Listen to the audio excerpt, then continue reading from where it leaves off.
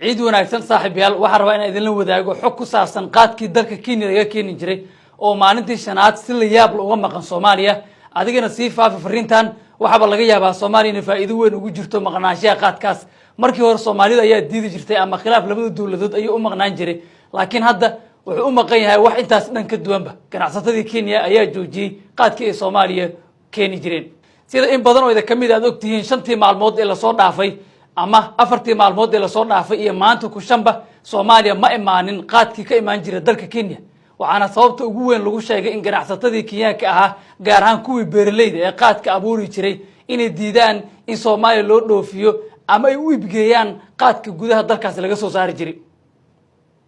xogtan helna waxay tilmaamaysaa in ganacsatada Kenya ay beeraha qaadka inay ogaadeen in kiiladii qaadka oo Soomaaliya looga yaqaano marduuf in laga siiyo lacag 75 senti ah gudaha Soomaaliya markay tagtana lagu iibiyo $50 ilaa $40 lacag u dhaxaysa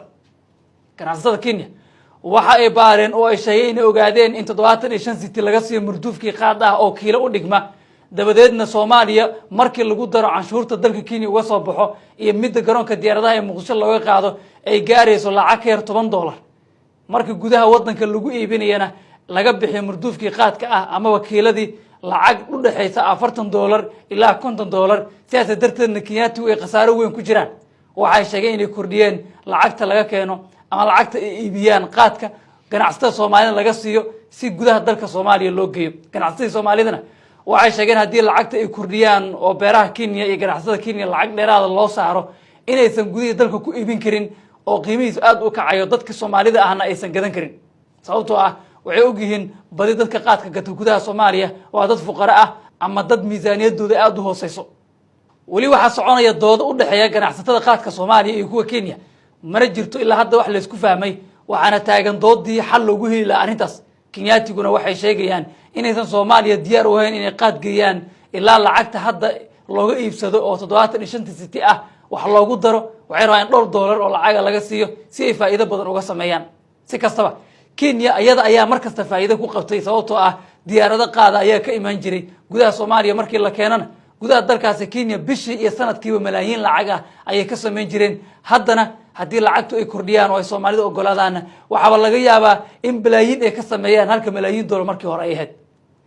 ganacsatada Soomaaliya wali wax wara kama aysan soo saar arrintan laakiin waxay wadaan dadaal xoog leh oo ay ku doonayaan in qaadka Soomaaliya aan la joojinin sababtoo ah ayaga waxay ka faa'iidaan lacag aan caqliga galeyn Soomaalidana waxa ay kala kulmaan dhibaato badan nolosha dadkii ay wax badan saameeyay gaar ahaan burburka qoysaska iyo sidoo kale wuxuu saameyn ballaaran ku yeeshay horumarka dhalinyarada gabdho iyo wiilal ayaa hadda si isku mid u qayla waa una kordhay dadka cunaya qaadka waayo fiicnaan lahayd haddii sida lagu joojiyo ayay qabaan dadka u dooda arrimaha qoyska iyo horumarka dhaqaalaha gudaha dalka sababtoo ah toddobaadadii la soo dhaafay carruurta Soomaaliyeed si weyn ay u dabaaldegeen sababtooduna waxay ahayd in waalidiintoodii qaadka cuni jiray oo qiimaha lacag kasta oo helaan qaadka ku bixin jiray ama muhiimadda koowaad oo qaadka u ahaa waayadan dambe ma aysan helin taasina waxay sababtay inay miir iyo caqliyad ay yeeshaan oo ay qoysaskooda dib ugu celiyaan lacagtii markii hore maalayacniga ama macna darada ugu bixi jirtay laakiin waxay u eg tahay inaysan taasi sii socon doonin sababtoo ah juhdiga iyo dadaalka baxaya ayaa ahayn wax yar kaliya qaadka Soomaalida ganacsatada faa'iido kuma qabto ee sidoo kale waxa faa'iido ku qaba rag badan oo siyaasiyiin ilaa xafiisyada sare ee dawladda oo la warinayo inay lacag u dul saaran tahay oo halkii marduuf ama kiilo oo qaad ahba lacag $1 ah oo faa'iido ah amaba marka garoonka uu ka soo dego lacagtaasi loo dul saaro waxa la isku dayay shalay oo Arbaca ahayd maalintii koowaad ee ciid in dalka Ethiopia laga keeno qaadka iyadana ma aysan suurto gelin laakiin waxay u eg tahay in haddii Kenya laga heli waayo kii Ethiopia oo imaan doono waxaan arki doonaa tallaabooyinka ay dawladda Soomaaliya iyo ganacsatadu ay qaadaan laakiin kaalinta dawladdu aad uma xoogana ee arrinta qaadka ku saabsan sababtoo ah culays weyn kuma hayo marka laga reebo shakhsiyaadka dhaqaalaha ka sameeya ganacsatada ayaa sawada dadaalkii ugu badnaa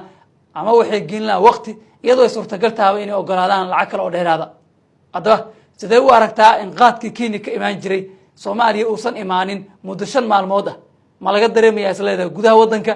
ciidda iyo carruurta Soomaaliya ma laga dareemay maxaase ku talinaysaa ma in la soo celiyo oo ganacsatada waawaan iyo waqti ay geliyaan baasi qaadkii la keeno mise waxaad ku talinaysaa inuusan Soomaaliya qaadkaasi dambe imaanin maadaama maalmahanba aan la dareemin oo ay Ramadaan ahayd ciidii iyo dabaaldeggeedii lagu jiro sidaan in lagu dhaafo oo qaadkii dambe oo Soomaaliya uusan imaanin aragtidaada qaybta hoose commentiga nagu reeb fariintan sii faafi haddii aad nagu cusub tahay nagu soo biir